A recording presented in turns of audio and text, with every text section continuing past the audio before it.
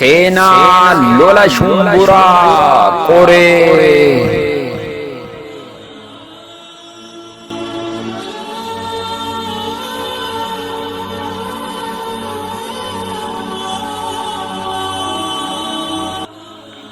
Dulli guddaan seena qabeessa ta'e kun murannoo fi gootummaa Imaamu Ahmad keessatti ifa bahee mul'ate lola shumburaa qoree jedhamee beekama.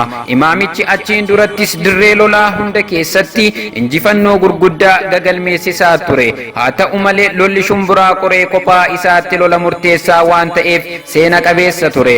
Lolli sun onnee waraana Atsee keessatti baay'isee kan haamilee jaraa doomse ture. Waraanni shumburaa qoree Adaamaa fi Bishooftuu jidduutti argamtu naannoo laga Moojoo keessatti geggeeffame. Imaamu Ahmad loltoota isaa eega sirnaan ajajoota jalatti ijaaree gurmeessee xumuree booda bakka garaa garaatti lola wal faanaa geggeessaa ture. Zuqaallaa bakka jedhamturraa ka'ee gara naannoo laga Moojootti bobba'e. Bitootessa 7 bara 1929 imaamichi bakka waraanaaf tarsiimoo gaarii qabdu filatee loltoota isaa laga shumburaa qoree qubsiise. Waraanni Ibn Dingil akka Imaam Zuqaallaa gadi dhiisee deeme waan hubateef achumaan hoomaa waraanaa isaa guurratee hanga Moojootti faana bu'ee dhufe.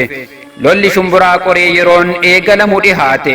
Lolli jalqabuuf deema. Bitootessa 11 Libna Dingil humna waraanaa abbootii fardaa 16,000 waraana lafoo 200,000 fidee diriirsee dachii dukkaneesse. Imaamu Ahmadis gama isaatiin waraana abbootii fardaa 560 fi waraana lafoo 12,000 qopheessee jira. Lakkoobsa waraanaa imaamichaa fi baay'ina hoomaa waraanaa kiristaanaa ilmaa dheeressaan akkas jechuudhaan ibsa.